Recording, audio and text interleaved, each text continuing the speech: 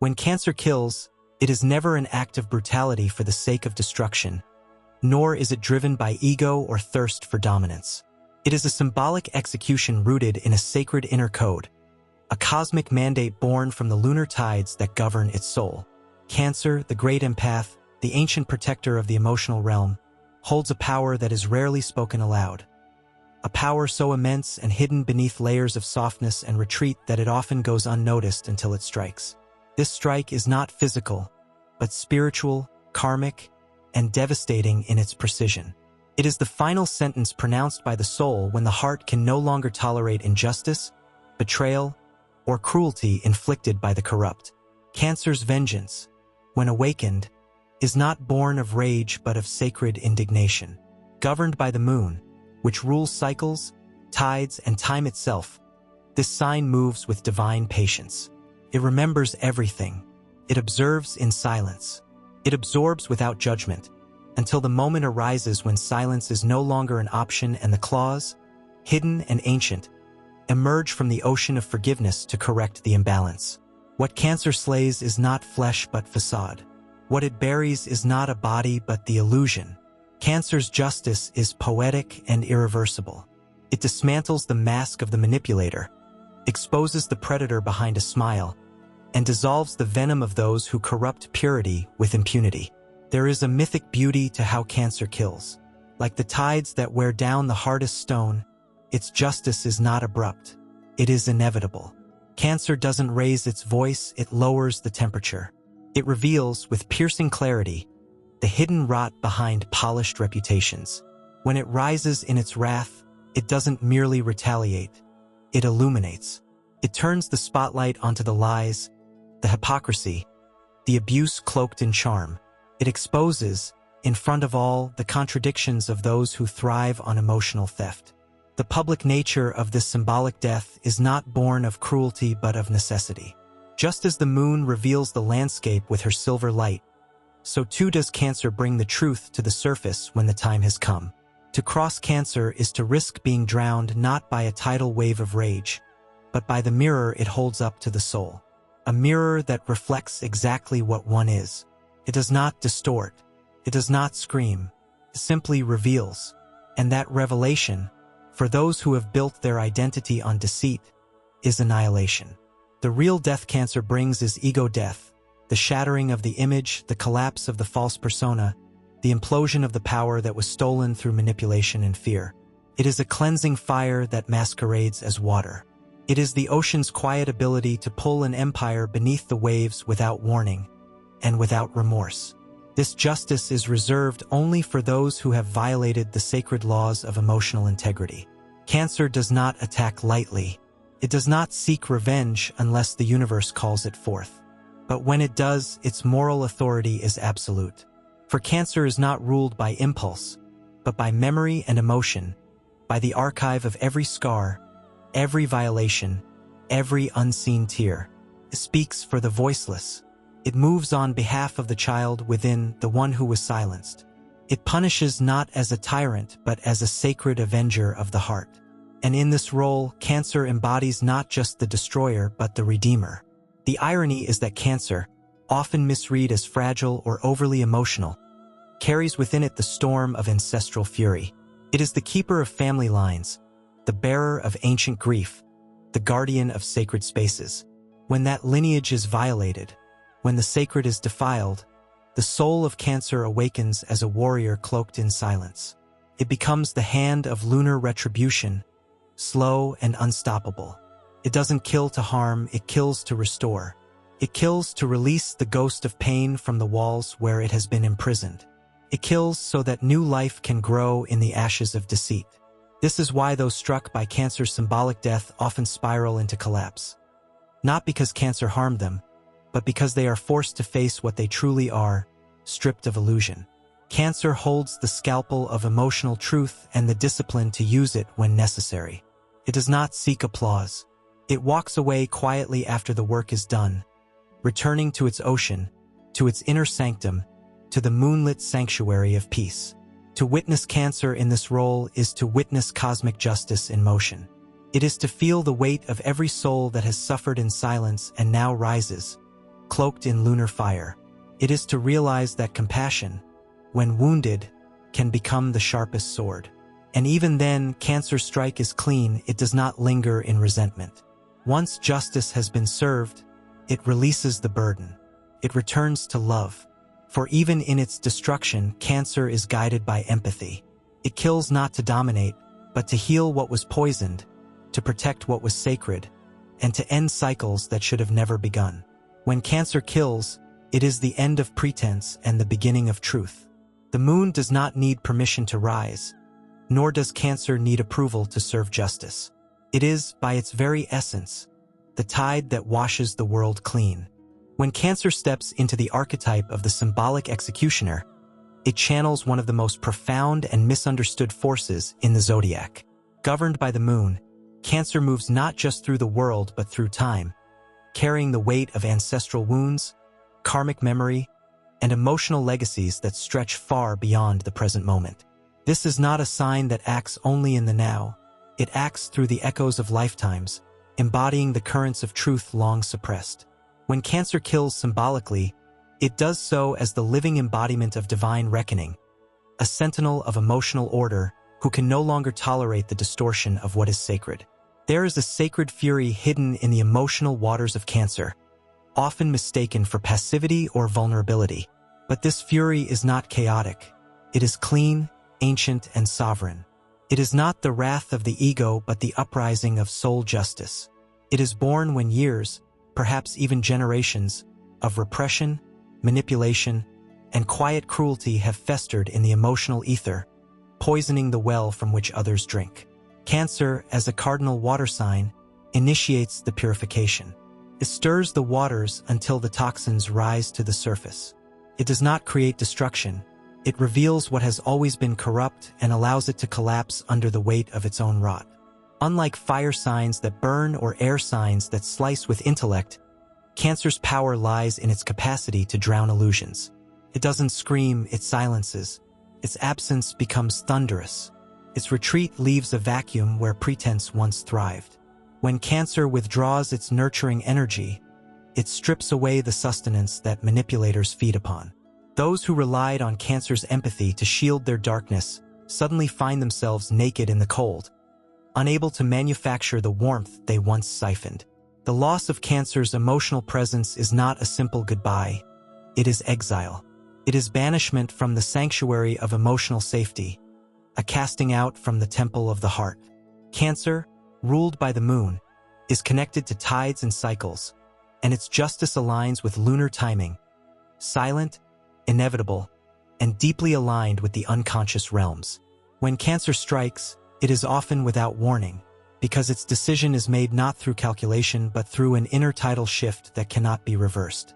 There is no negotiation once the moon has turned full and reveals what lies hidden in shadow. The symbolic death Cancer brings is often poetic in timing. It arrives at the exact moment the soul is ready to awaken or to fall. And once Cancer acts, the transformation begins. The falsehood collapses like a decayed structure, and those who clung to deception fall into the ruins they themselves created. This justice is not vengeful, it is sacred alignment. Cancer does not act for applause or recognition. Its power does not parade, corrects, it restores. It peels away the layers of performance to expose what has been hiding behind the mask of victimhood, charm, or power. Cancer sees the inner child of the world, and when that child is threatened, betrayed, or used as a pawn in others' power games, it becomes the warrior parent, the destroyer of predators, the voice of generations silenced by abuse, gaslighting, and denial. Cancer is the matrix of memory. Every wound inflicted upon it becomes part of a deeper understanding of the human soul. It stores the emotional data in a vast inner archive until the moment of reckoning arrives. And when it does, Cancer does not merely defend itself. It becomes the voice of all those who were harmed in silence. It speaks the unspeakable. It names the wound, calls out the lie that has long gone unchallenged. It breaks the silence with a calm, devastating truth. Its words are rarely loud, but they echo for lifetimes. The collapse brought by Cancer's symbolic death can be a blessing in disguise for those willing to transform. For those who resist, it can be a fall into shame, exposure, or alienation. But the choice lies not in Cancer's hands. It lies in the heart of the one who is being revealed. Cancer merely holds the mirror and allows fate to unfold. This is a sacred offering, not a punishment. Cancer offers liberation through truth, healing through exposure, and rebirth through surrender.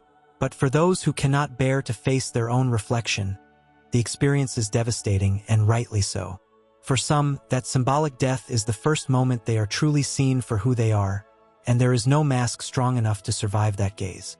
There is also a cosmic loyalty in Cancer's justice. It does not attack without history. It does not destroy without cause. It defends the innocent, protects the vulnerable, and avenges the sacred. Its wrath is often triggered not by personal insult, but by betrayal of trust, exploitation of the defenseless, or desecration of something pure. Cancer's justice is maternal in nature, not in gender, but in spirit. It is protective, intuitive, and unstoppable once awakened. There is no force in the zodiac more terrifying than a nurturer betrayed, a protector forced to act. It is not merely personal, it is mythic. In its highest form, Cancer's symbolic death is not about ending others, but about ending cycles. It kills the toxic patterns, the inherited wounds, the generational scripts that keep people chained to pain. When Cancer kills, it is the moment the heart says enough and chooses liberation, no matter the cost. It is the emotional revolution that topples empires of manipulation. It is the fierce love that refuses to be used, that refuses to enable destruction, that says no not with anger, but with sacred finality. And once it is done, Cancer does not gloat. It does not linger. It retreats once more into the inner temple, the moonlit sanctuary of healing. Having served as the instrument of cosmic balance, it returns to stillness. But its message remains, like a wave that reshapes the shore, like a truth that can no longer be denied. For in the end, Cancer's symbolic death is not the end. It is the beginning of truth, the beginning of accountability, the beginning of emotional freedom born from the ashes of illusion. And in that truth, there is no fear, only power, only clarity, only the quiet roar of the moonlight warrior who dared to bring the darkness into the light. The symbolic death that Cancer brings is not only a revelation or a reckoning, it is a portal. It serves as the collapse of an old emotional empire and the birth of something incorruptible, something forged not through vengeance but through spiritual necessity. The essence of Cancer is not confined to the physical or the emotional alone. It is psychic, archetypal, deeply embedded in the architecture of the soul. When it acts as the silent executioner of illusion, it is not acting as a person. It becomes an instrument of the cosmos, channeling energies far greater than its own human container. The destruction it enacts is sacred and precise, woven with the threads of lunar consciousness and karmic timing. To understand Cancer's symbolic death fully, one must look beyond the moment of exposure and into the web of energy it untangles. Cancer is ruled by the moon, which governs not only tides and feelings, but the great hidden cycles of memory and intuition. This makes Cancer the guardian of the subconscious ocean, the keeper of secrets even when those secrets are unspoken. When Cancer reveals, it is not merely telling what it knows. It is pulling truth from the marrow of time itself.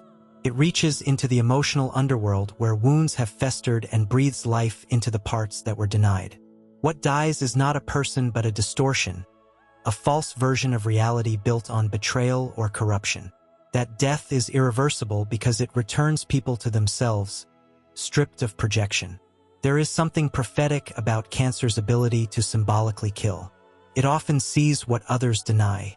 It senses the fracture long before it becomes visible. Its intuition is a blade wrapped in silk, delicate in delivery but devastating in accuracy. This is not foresight in the traditional sense. It is lunar intelligence, ancestral knowing, the voice of the blood that remembers. Cancer does not expose for attention.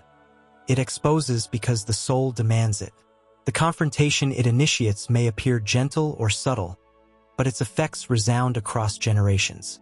The karmic ripples of its truth-speaking can undo years of silence, manipulation, and emotional suppression. It can liberate entire family systems by daring to speak the unspeakable.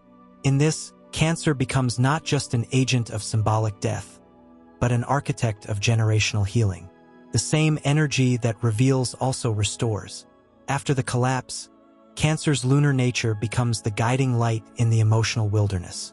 It teaches those left behind how to feel again, how to grieve, how to rebuild, how to face oneself without shame. This is the ultimate paradox.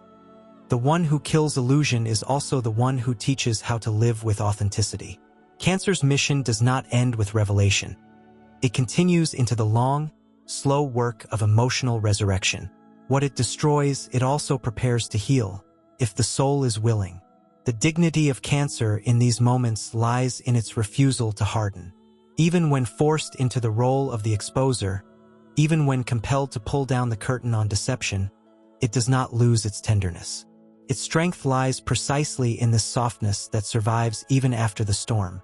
Cancer does not become bitter from its role as judge or witness. It remains open to love, knowing that love without boundaries is not love, but self-betrayal. It redefines compassion, not as submission or silence in the face of abuse, but as the fierce loyalty to truth and emotional sovereignty. That is the lesson it embodies. That love, to be sacred, must first be honest. There is also a lunar mysticism in the timing of Cancer's symbolic death. It happens often when the cycle must close, when the soul cannot evolve further without shedding the falseness around it. The moon teaches that life moves in phases, and Cancer, as its earthly vessel, understands when the full moon must rise and cast its light upon the hidden. That light is not always welcome, but it is always cleansing. It is the light that awakens the sleeper, the light that ends the dream of denial. It marks the end of one chapter of the soul's journey and initiates the next. A chapter grounded not in illusion, but in awareness, vulnerability, and the power of emotional truth. Cancer's relationship to symbolic death is also shaped by its paradoxical position as both protector and destroyer. It protects the sacred by eliminating the profane. It protects innocence by removing toxicity. Protects love by confronting distortion. These are not contradictions, but sacred polarities that define the lunar archetype.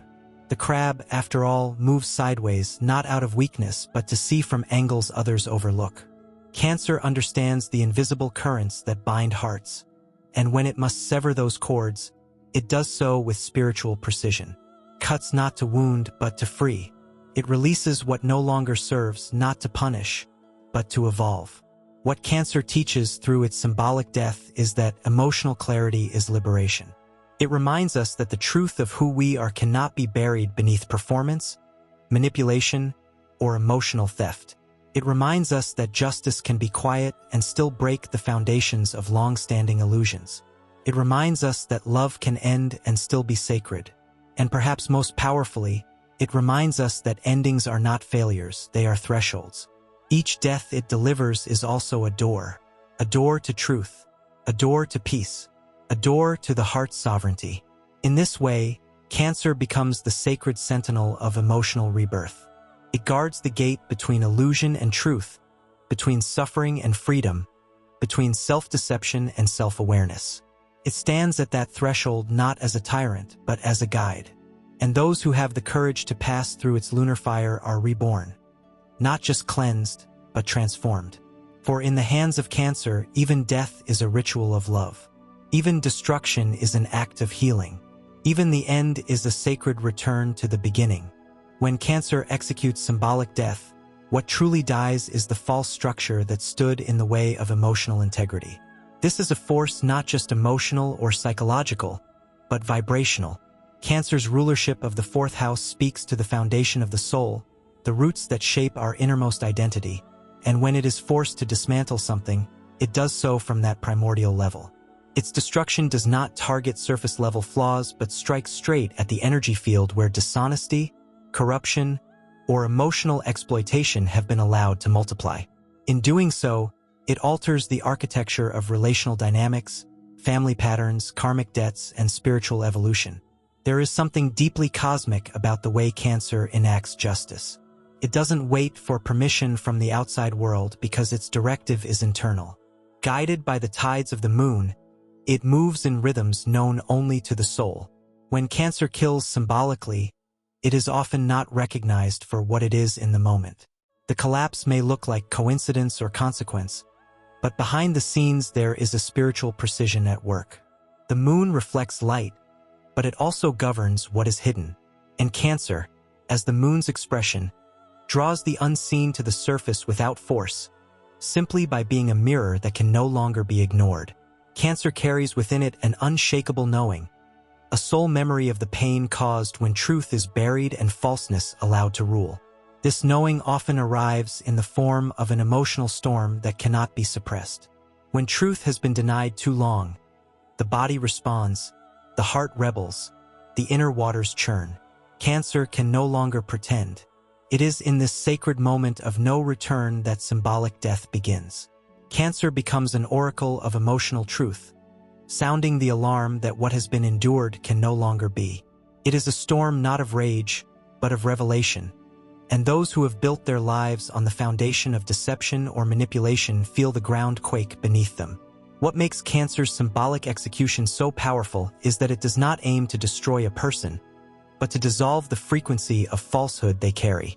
It aims to return them to themselves, even if that return comes through collapse. This is soul work of the highest order. The lunar energy that drives Cancer is not interested in temporary victories or petty revenge. It seeks purification, clarity, and the restoration of inner law. This law is not man-made. It is encoded in the stars, in the ancient seas, in the silent rhythm of emotional truth. When Cancer becomes the agent of this law, it is not acting alone but in union with universal intelligence. There is also a deep connection between Cancer's symbolic death and the womb, the great cosmic space where death and rebirth are not opposites but intertwined. Cancer does not destroy and leave a void. It clears the way for something true to emerge. The same hands that withdraw love from the unworthy will cradle the shattered soul once it is ready to rise. This is a love that does not rescue but awakens. Cancer teaches that love without accountability is not love. It is submission. Its fury is a sacred boundary, not an act of hate. Its silence after the strike is not detachment, but divine judgment allowing space for the lesson to be received. Cancer's mission is tied to emotional sovereignty. It does not want to dominate others. It wants them to be honest with themselves. It wants them to stop hurting others through their denial, their projections, their inability to own their shadow. Cancer will hold space for 1,000 storms, but the moment emotional abuse takes root, it becomes the storm. It transforms into the tidal force that washes the lie away. This is not a role it enjoys, but one it accepts with grace when the soul requires it. And once it has done its work, it does not cling to guilt. It knows its role is not to be liked, but to be aligned. There is an ancient lineage of healers, shamans, oracles, and seers that lives in the soul of Cancer. It is this lineage that awakens when symbolic death becomes necessary. The act is never personal, it is ceremonial. Cancer stands at the altar of truth and becomes the voice for all those who have been silenced. It is a protector not just of individuals but of sacred emotional order. The moment it strikes, it invokes the ancestors, the spirits, the silent witnesses of injustice past and present. The symbolic death that follows is not only a reckoning, it is a ritual that reclaims emotional purity and psychic safety. The greatest paradox of Cancer is that the same heart that can hold oceans of love is the same heart that, when betrayed, will flood the emotional landscape until all that remains is truth. It is a sign that bleeds for others but will not be bled dry. And when pushed to the brink, it becomes mythic. It becomes the storm that breaks the dam, the moonlight that exposes the hidden scar, the mother who becomes the warrior. There is nothing louder than the silence of a heart that has finally stopped enabling the lie. To experience the symbolic death that Cancer brings is to be initiated into a deeper truth. It may come with grief, shame, confusion, or isolation, but beyond that trial lies clarity. Cancer's strike removes the noise. It removes the distractions. It removes the illusions others hid behind. In its aftermath, a sacred space opens. And in that space, there is the possibility of genuine healing. Healing that no longer depends on others' validation or manipulation. Healing that comes from facing oneself in the mirror of emotional reality and choosing to live differently. Cancer does not walk away to abandon, it walks away to preserve its integrity.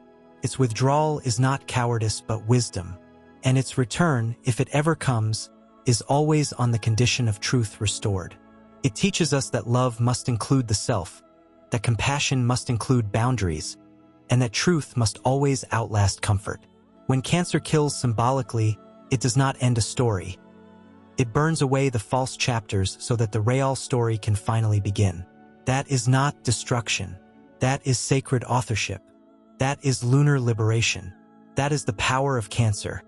The protector, the prophet, the purifier, the soul's hidden sword. There is an often overlooked dimension to Cancer's role as symbolic executioner. Its mastery over silence, the most profound and underutilized form of power. Cancer governs the realm of emotional undercurrents, and with it comes the sacred ability to speak without words, to confront without visible conflict, to end cycles not through confrontation but through energetic withdrawal so complete it leaves an echo that reverberates in the conscience of those who harmed. This silence is not passive. It is heavy with intention, dense with truth, and drenched in emotional clarity. When Cancer stops speaking, the world it once held with empathy and warmth begins to feel the cold of abandonment, not as punishment, but as sacred consequence. Silence in Cancer's hands is both weapon and wisdom. It denies the offender the drama they crave, the manipulation they rely on, the space they once exploited. Cancer retreats not to escape, but to let the weight of their absence speak louder than any words. It is in this void that truth grows louder, undeniable. Those who betrayed, deceived, or drained are left alone with their own echoes, faced for the first time with the reflection Cancer has refused to hold up for them any longer. This silence, lunar and absolute, becomes the stage upon which illusions unravel. There is also something crucial about Cancer's connection to time. Ruled by the moon, it carries an internal clock that transcends linear chronology. It knows that not all deaths come swiftly, and not all truth is ready to be seen at once. Cancer is patient with its justice. It understands that the most lasting transformations often begin in the quietest ruptures. The symbolic death it delivers may take days, months, or even years to fully unfold. But once the process is initiated, it cannot be undone. This is not delay, it is divine timing. Cancer knows when a soul is ready to be stripped of its own deception, and it does not rush the process. It waits until the mask begins to decay on its own, and then, with a single act of withdrawal or revelation, it removes what little remains. Cancer's justice is also inherently alchemical. It does not destroy for the sake of punishment, it transmutes. The emotional energy it absorbs, the betrayal it endures, the cruelty it witnesses, all become ingredients in a deeper process of internal transformation. What was once pain becomes power. What was once vulnerability becomes vision. Cancer, when it chooses to symbolically kill, does so from a place of deeply refined spiritual mastery. It has been through the underworld of its own emotions and emerged not broken but initiated. That initiation becomes the key to its power. And with that power, it becomes not only the one who exposes but the one who heals through unflinching honesty. Another overlooked aspect of Cancer's symbolic power lies in its memory. Cancer does not forget. Not because it is vindictive, but because it is loyal to the emotional truth of an experience. Its memory is not stored mentally, but emotionally and somatically. It remembers how things felt. It remembers the subtle shifts, the betrayals cloaked in kindness, the moments where someone's words did not match their energy. This emotional archive becomes a map. When the moment of reckoning arrives, Cancer consults this map, not out of spite but out of necessity. It ensures the justice delivered is not a reaction, but a culmination. It ensures that the blade of truth is not swung blindly, but with the full weight of what has been endured. There is an archetypal energy within Cancer that resembles the sacred priestess or the ancient oracle, the one who sees what others cannot, who waits, who feels, who knows. When this archetype awakens, especially after repeated emotional violations, it becomes unshakable. This version of Cancer is not swayed by manipulation or false reconciliation. It becomes the custodian of truth and emotional sovereignty. From this place, symbolic death is not an option. It is a sacred duty. The Cancerian soul rises not just to protect itself, but to protect the soul of humanity from falling further into distortion. The lie must end. The corruption must be named. The emotional parasite must be severed. There is no glory in this role, and Cancer does not seek it. The symbolic executioner often walks alone. Many will misunderstand its actions, project onto its silence, label its boundaries as cruelty. But Cancer does not explain itself to those who refuse to feel. Its allegiance is not to appearances, but to essence. It is willing to be the villain in someone's story if it means being the guardian of emotional truth. In this way, Cancer transcends the superficial layers of relationship and enters the realm of soul contracts. It acts not only for this life but for all the lives that echo within the wound. Cancer's elemental nature as water also speaks to its ability to adapt and permeate. When it kills symbolically, it is not always obvious or dramatic. Sometimes, it seeps in quietly, dissolving the foundation of a toxic dynamic over time. Sometimes it crashes like a wave, immediate and undeniable. Other times it evaporates, leaving no trace but taking with it the moisture that sustained illusion. This elemental flexibility makes Cancer's symbolic death all the more powerful. It cannot be predicted, and it cannot be stopped once the energy begins to move. It will take the form required to restore balance. This restoration is Cancer's true gift. It is not destruction, it is emotional purification. It is a realignment of energies so that what is true, sacred, and vulnerable can live without fear. Cancer does not just seek to survive betrayal. It seeks to transmute it so no one else has to carry it forward. In this way, its symbolic death becomes a collective healing. It is the act of ending a cycle not just for the self but for generations. It is the refusal to allow pain to be inherited. It is the lunar warrior choosing to cut the cord so that others can breathe. Cancer does this not because it is cold, but because it has felt too much. Because it has carried too many burdens that were not its own. Because it has wept for what others refused to feel. And in that sacred grief, something unshakable is born. The power to say, "No more." The courage to be the last one to carry the wound. The strength to end what others were too afraid to name. And so, when Cancer kills symbolically, the world does not erupt. It exhales. For a lie has ended. A truth has risen. And in its place, space is made for something real to begin again.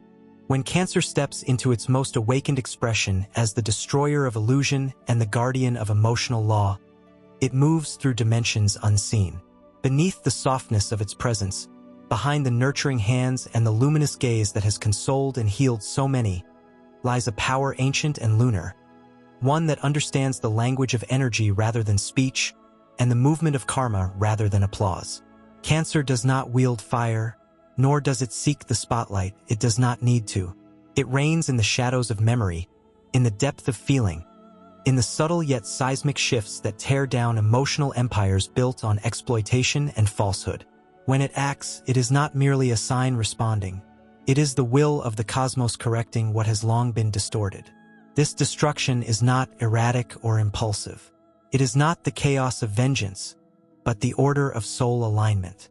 When Cancer kills symbolically, it does not do so with pleasure but with sacred necessity. It becomes a vessel through which divine justice flows, shaped not by personal injury but by emotional clarity that has ripened in silence. The very same silence that has been misinterpreted as fragility becomes the atmosphere of judgment. What once was gentle now becomes absolute. What once was the home becomes the storm that deconstructs all that cannot stand within its walls. Cancer understands that not all wounds are visible and that not all crimes are committed through action. The emotional violence that others disregard, betrayals veiled as kindness, manipulation disguised as love, abandonment cloaked in civility. These are the crimes that Cancer catalogs with sacred precision. It is not vengeful. It is vigilant. It has walked beside pain too long to let it continue unchecked. The symbolic death it delivers is the soul's demand for accountability when human words and apologies fail to meet the weight of the damage done. What makes this execution so transformational is Cancer's connection to archetypal memory. This is not just a sign of emotional response. It is the sacred keeper of the collective emotional past. It carries the echoes of ancestral suffering, the cries of those who had no voice, and the dreams of those silenced before their time. When Cancer rises, it does so not just for itself, but for every ancestor, every inner child, every suppressed instinct that was ever told to stay quiet. This awakening brings with it the end of silence. The mask falls, the illusion shatters, the wound is named, and in the naming, it loses its power to continue its cycle through others.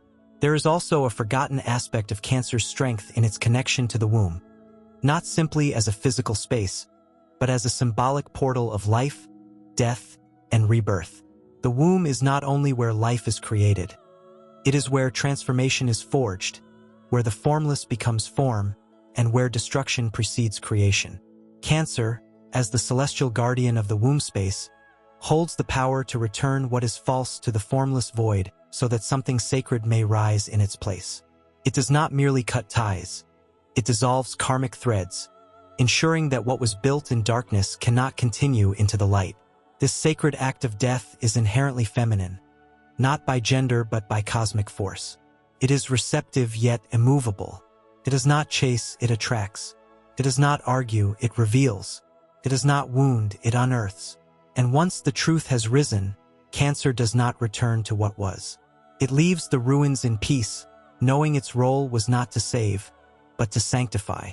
It walks forward, often unseen, but having shifted the path of fate for all involved. This is a quiet revolution, the kind that topples false kingdoms in a single breath and replaces them with the promise of a new, unshakable foundation. Cancer also teaches through this process that emotional intelligence is not softness but sovereignty. The ability to feel is the ability to know. The capacity to nurture is also the capacity to discern. To give love that is true, Cancer must first destroy what corrupts it. And that destruction is not hatred, it is devotion to truth. Cancer's heart does not close from pain. It burns with the fire of lunar wisdom, the kind that does not need to be explained, only respected. And once that wisdom has passed judgment, there is no turning back. It is irreversible because it is cosmic. To witness Cancer in this role is to witness a sacred paradox. The gentle warrior, the nurturing destroyer, the emotional sage who demands emotional accountability with such force that no soul touched by it remains unchanged. Cancer's symbolic death is not final, it is initiatory. It brings the soul face to face with itself. It collapses the illusion so thoroughly that only truth remains.